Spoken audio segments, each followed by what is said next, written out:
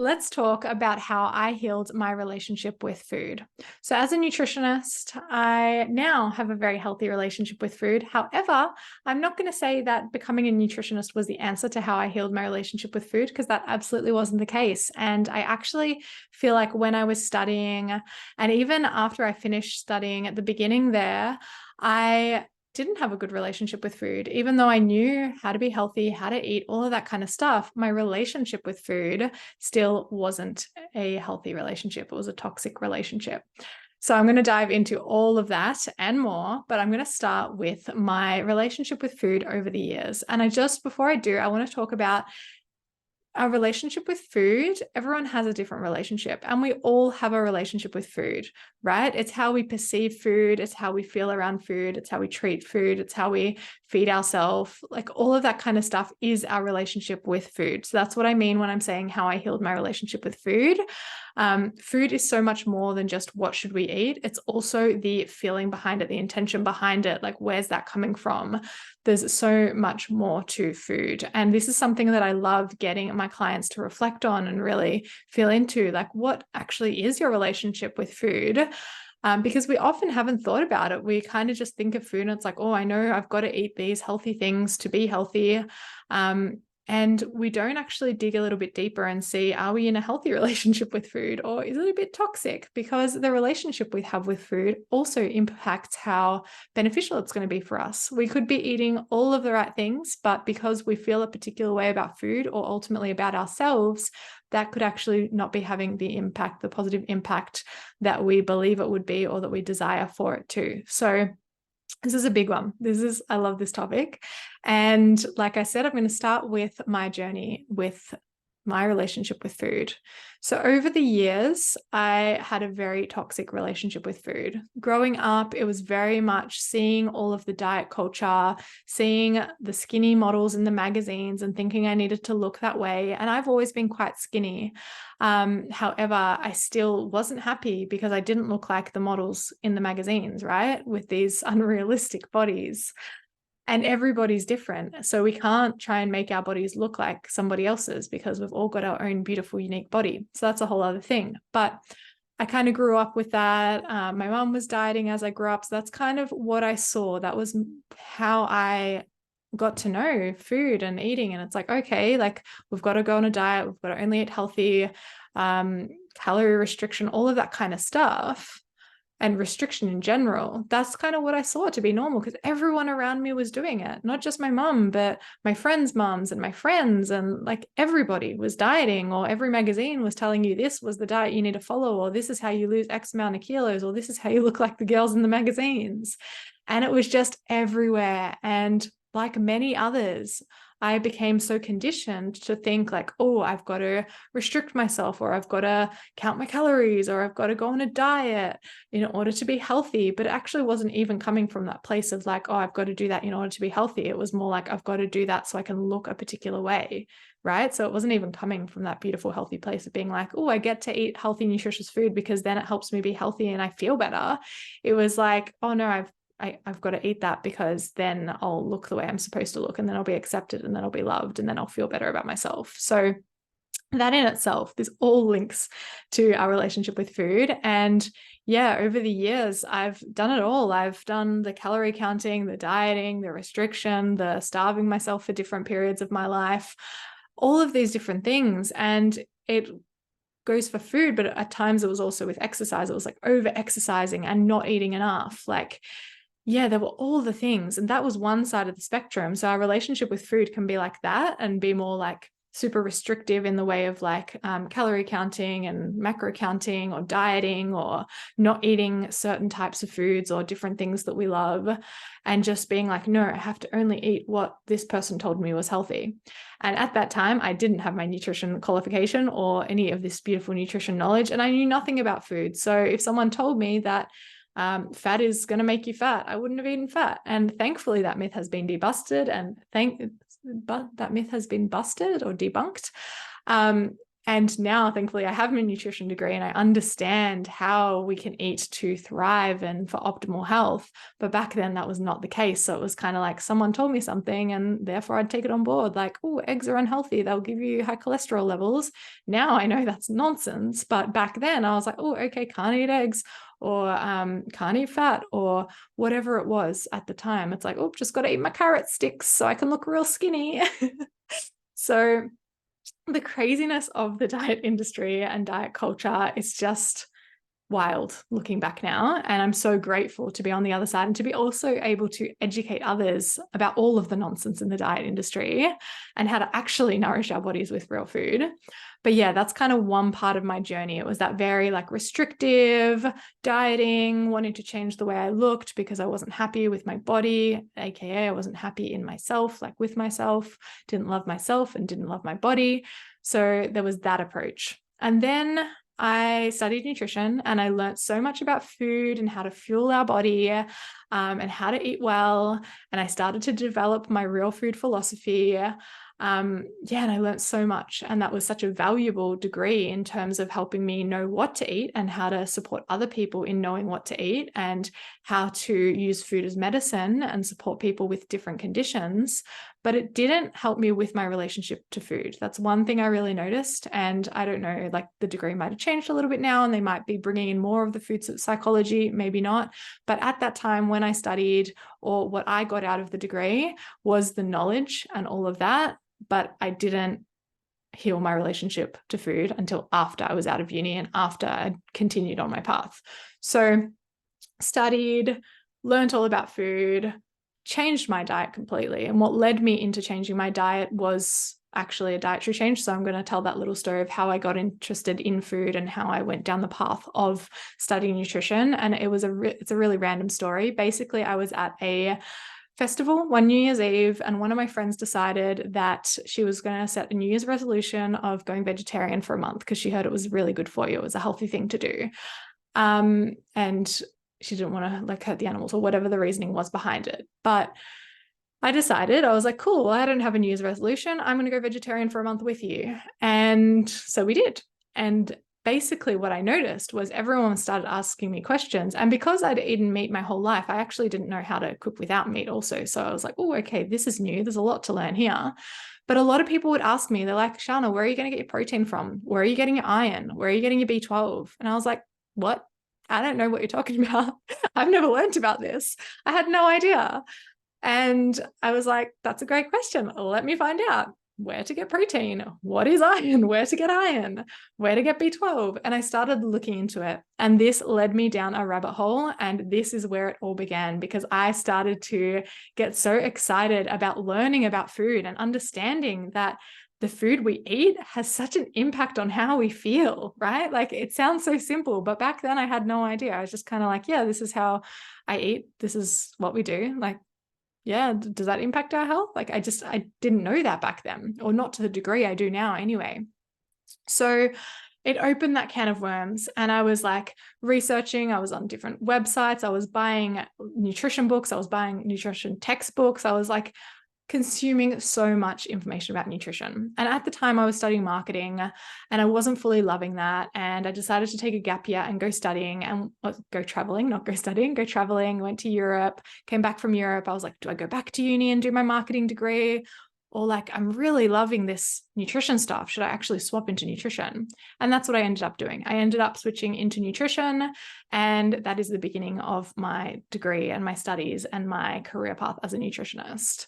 But so the way I got into food wasn't so much to support my health or support my relationship with food either. It was just kind of like a random experiment that was to go vegetarian for a month as a New Year's resolution, which I actually stayed vegetarian for 8 years. And now I eat meat. I eat everything now, offal and all. I love it. And this is actually a huge part of my journey with healing my relationship with food and like all of that. And I'm going to do a separate episode about why I chose to eat meat again after 8 years of not eating meat and being vegetarian or pescatarian or vegan. I kind of fluctuated between the three. But yeah, so that's how I got into nutrition. And then I did the degree. I learned all about how to fuel my body, but still didn't understand that food is actually a relationship, and like there's more to it than just knowing what to eat, right? It's the place we're eating from too. Like, are we eating that because we want to support our body, or because it's like we want to eat that, or are we putting the pressure on ourselves to eat that, or trying to control ourselves, etc.? So after uni, I reckon I went the other extreme where I was like overly healthy, like orthorexia kind of vibe. So if you haven't heard of orthorexia before, it's where you just get so obsessed with only eating healthy food that's actually like, it's a form of an eating disorder. And like, I'm not going to say I was ever diagnosed or anything like that. I've never actually been diagnosed with any eating disorder or anything. I just have that pattern of like the disordered eating in the past until I got to this point where I healed my relationship with food. So ultimately, I was just like being fixated on only eating the healthiest stuff. Like I wouldn't eat anything that I considered unhealthy. And that in itself was really unhealthy and really toxic because it was so restrictive. And I did that for a while. Like, sure, it might have been good for my health from some perspectives, but it wasn't fully a healthy approach because of where it was coming from. So like I mentioned, I've been all sides of the spectrum. There's been the times where I've been on the diets. There's been the times, actually, the other one I haven't mentioned is more of like that emotional eating and the binge eating and just like eating to distract myself from how I felt, or eating large amounts of foods that I knew weren't good for me and that made me feel like shit. So yeah, I've been through it all. And this is why I love teaching what I do now, because I've been there. And I've had this experience in like all of the different areas, in the dieting, in the calorie counting, in the emotional eating, in the binge eating, in the orthorexic, more like obsessively healthy kind of scope.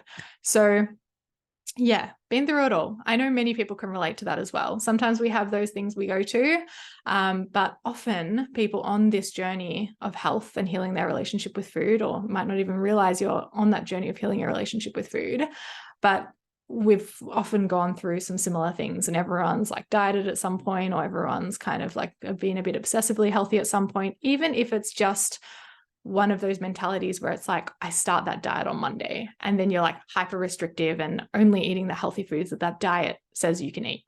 That's all an example of that kind of disordered eating behavior. And again, disordered eating is different from eating disorder. Obviously, eating disorders are much more serious and you need the psychological help. And highly recommend, if you are battling with any eating disorders, asking for help. There is no shame in asking for help, and there's so much benefit to be gained from asking for help, especially if you do have an eating disorder of some kind. It's an absolute game changer to have someone in your corner supporting you and helping you through that. So that's a little side note, disclaimer kind of thing. So when it came to, I had studied and I kind of had that obsessively healthy phase, and then I just kind of became more relaxed with food. And this is where I started to heal my relationship with food. The more I did the inner work, the personal development work, the more I realized how linked our relationship with food is to our relationship with ourselves and our relationship with our body.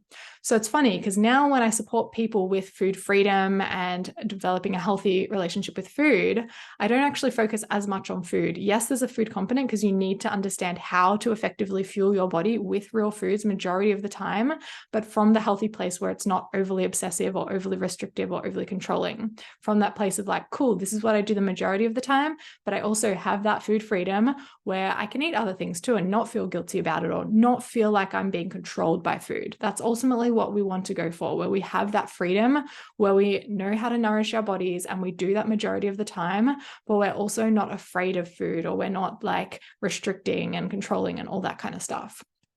So yeah, the more I did this personal development work, the more I dove into my own inner work and my own inner journey, and the more I helped others with their nutrition and with their food, the more I started to put the pieces together. Because so often people would come to me and I'd be like, yep, cool, this is what you can eat to really support your health, or help with this particular condition, or yep, this is how you can eat to feel good. The more I realized that it wasn't just about the food, right? We come into food thinking, yeah, I just need to be told what to eat. I just need to be told the right thing to eat, and then it's all going to be fixed. Actually, it's the relationship we have to food. Yes, we need that understanding of how to nourish our body for optimal health, but we also need to understand that the relationship we have with food is so important. And what impacts our relationship to food is how we feel about ourselves and our body. So the only reason that we want to control our food or change the way we eat or develop, or the reason we don't have food freedom, is because we're trying to change or control our body. It all comes back to that. And we're trying to control or change our body because we don't love our body as it is. So we don't love our body and we're trying to change it with the food. And we think that controlling the food is going to change our body and change the way we feel about our body.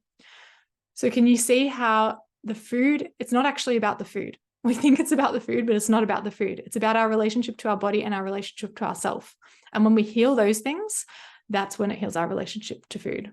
So the more work I have done to love and accept my body, the more food freedom I have developed. And this is where I am now, where I can comfortably nourish my body with real food. Majority of the time, I find that really easy. I'm lucky because I know how to do that and I teach how to do that. So you can learn that too from me via the Real Food Way.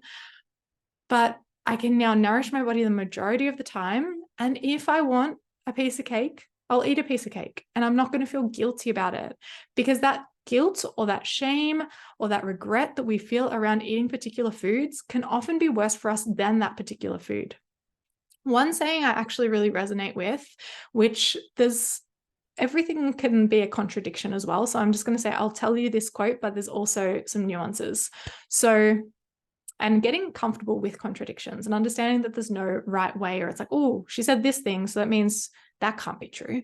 But it's actually like they can. There's just different ways to look at things. So one quote that really resonates is, there's no such thing as bad food, only bad habits. And why I like this is because it's not actually the food itself that's going to lead to those negative health impacts just once. If we eat it once, it's fine. Our body can deal with it.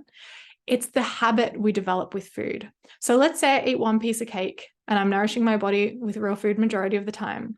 I know I'm going to be fine. My body's got it. It's all good. I'm supporting all of my systems to be able to process that piece of cake and the junk in that piece of cake, depending on how, what the ingredients in that piece of cake are, and if they're more real food ingredients or highly, highly processed and lots of additives and things I don't normally recommend. But I know that I'm solid. I'm good, because what I'm doing the majority of the time is eating real food, supporting my body. That piece of cake isn't going to kill me. That's not necessarily a quote unquote bad food. But if I'm eating cake every day, all day, and I'm not nourishing my body, then that's a bad habit around food, right? And I'm going to therefore be really unhealthy because I'm not getting the nutrients that I need. So it's not the cake itself that is bad or leading to ill health. It's the habit around eating the cake. And I'm using cake as one example, but this goes for anything. This can be for any kind of processed food. Let's say pizza. Let's say, I don't know, anything processed. In this moment, I can't think of anything processed. This is how much I love preaching real foods. No, but pizza, hamburgers, cookies, biscuits, crackers, whatever, bread's not bad, but you know what I'm saying? You know what I'm getting at? It's not the actual food itself that's bad. And this is why I don't categorize foods as good or bad. Yes, there are foods that support our health. And yes, there are foods that hinder our health or are detrimental to our health, but it's not just the food itself. It's the habit we have around the food. So starting to reframe that and be like, oh, okay, I get that.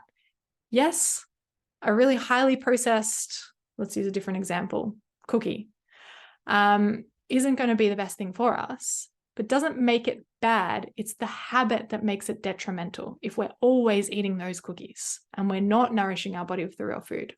So when we can start to wrap our head around that and be like, oh, okay, I get that. So, and also realize that if we're eating that thing and we're feeling so guilty or a lot of shame or regret around it, that's going to be worse for us than the thing itself. Because if we just eat the thing and we're like, cool, I'm good, I'm just going to go back to eating real food the next meal or whatever, I'm just going to continue on with my normal healthy habits, then it's not having as much of an impact. Whereas if we're ruminating on that and we're feeling so guilty and all this shame around, oh my God, I just ate that cookie. I shouldn't have eaten that cookie. I know it's not good for me. I know it's not supporting my health, or I know it's not real food, whatever stories we're telling ourselves, that emotion attached to it is going to be toxic. Yes, the food itself might have been toxic. Maybe we're eating something like with vegetable oil in it that's not good for us in the first place. And sure, it's not great for our health. But when we add in that emotion, and we add in those low vibration emotions as well. Shame is one of the lowest, actually, vibration emotion.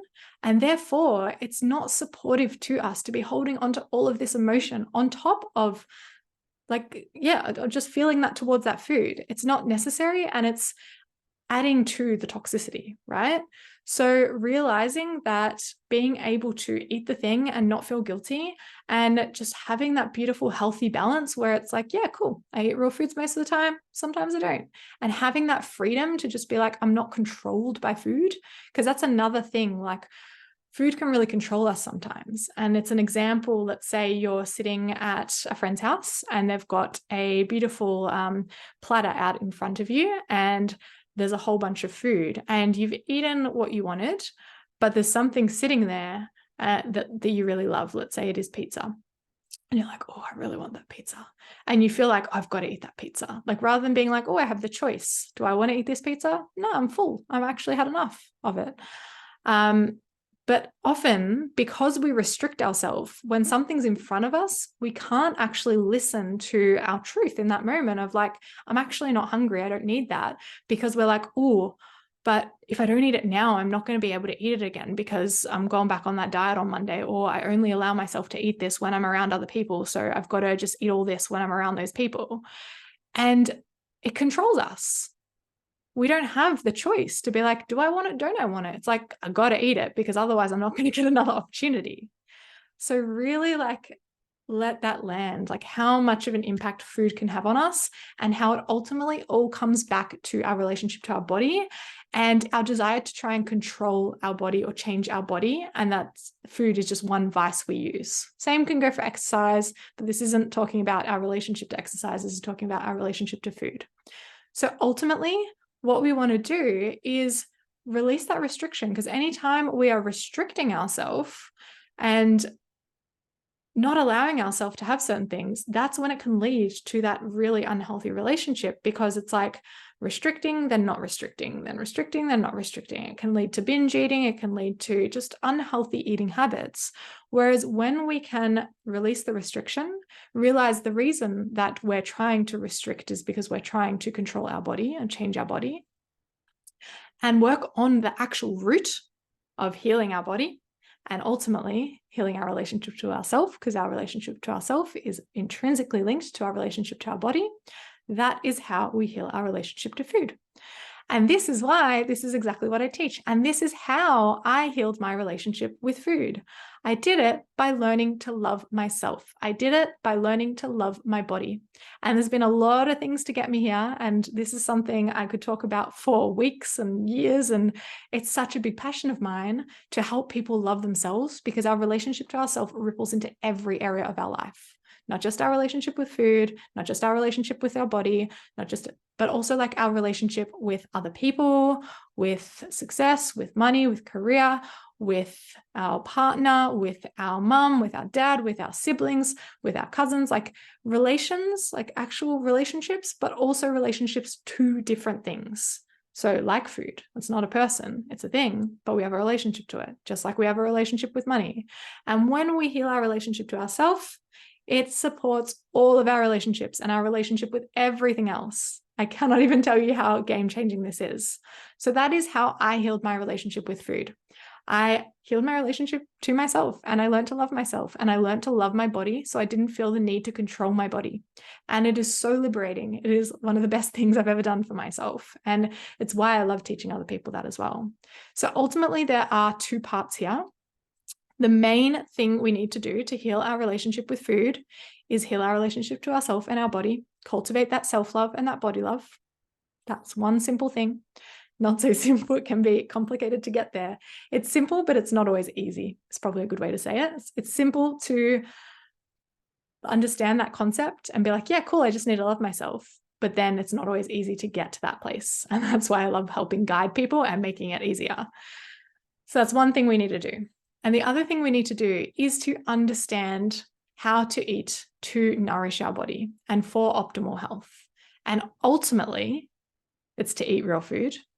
That's like the simplest I can make it. And obviously, I can explain that a lot more. And there's a lot more I can teach on what does that actually look like? How do we eat real food? What does that mean? Eat real food. But ultimately, if you're eating real food, more natural food, less processed food, the way our bodies were designed, the way nature intended it, that is going to support with healing our relationship to food as well.